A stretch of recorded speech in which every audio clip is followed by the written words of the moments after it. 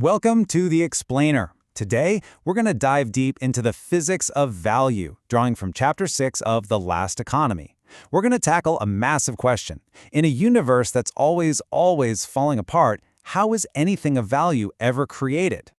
So let's kick things off with a cosmic rule, a law so fundamental that the physicist Arthur Eddington called it supreme.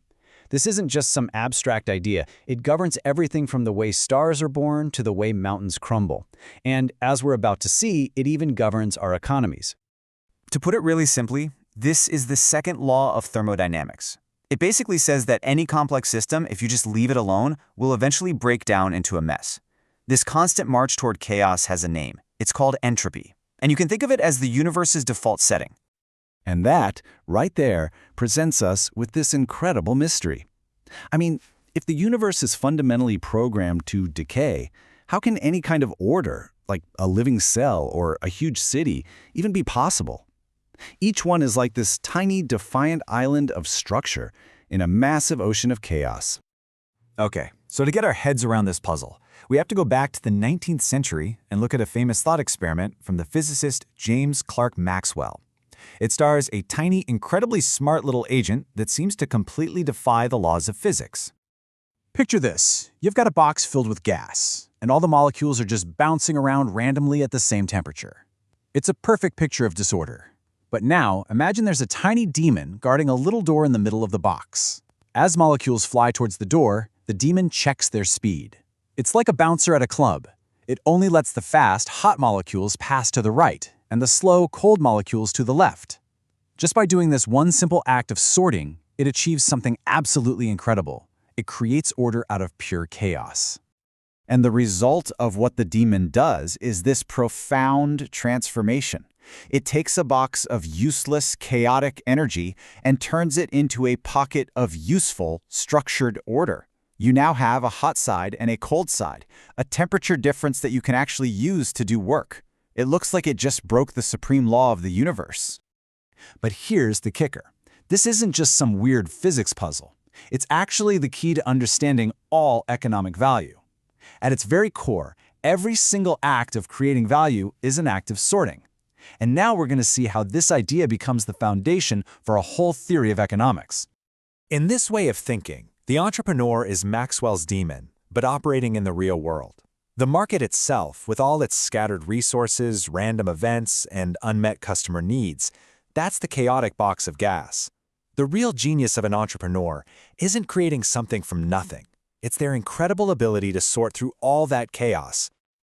And this is where the parallel just clicks into place, right? The demon sorts fast molecules from slow ones.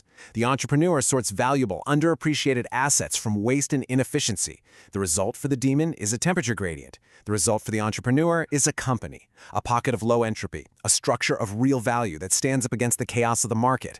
And profit? Well, profit is just the temporary surplus you generate in this constant, ongoing battle against entropy. Okay, but there's a catch. For about a century, this whole thought experiment was a massive paradox. Eventually, though, physicists found the hidden cost. It turns out the demon's work isn't free. It turns out that thinking, the actual process of thinking, is a physical act. The demon has to measure the speed of a molecule. It has to store that information in its memory, and then it has to decide whether to open the door. Each one of those little computational steps actually generates a tiny amount of heat. Intelligence isn't magic. It has a real, unavoidable cost in energy. This brings us to a whole new foundation for economics, grounded in physics, which the book calls intelligence theory. And the core idea is this: any system that manages to stick around for a long time, whether it's a species, a company, or a whole civilization, is basically being selected for one single thing: the ability to create predictive order with the least amount of energy. In other words, it's survival of the most efficient. So what does this efficiency really boil down to? It's about minimizing three fundamental costs of thinking. First, you have the cost of being wrong, making bad predictions. Second is the cost of just running your model of the world, the energy that takes. And third is the cost of updating that model, which is really the cost of learning. Any successful intelligence has to find the perfect balance between these three. For pretty much all of human history, we've only had one kind of sorting agent capable of building a civilization: the human brain. It's powerful, for sure, but it's also slow, pretty inefficient, and, well, it's mortal. But now, we've created something completely new. We have engineered a totally new class of sorters, and they're made of silicon. This new kind of agent, it operates on a fundamentally different physical level.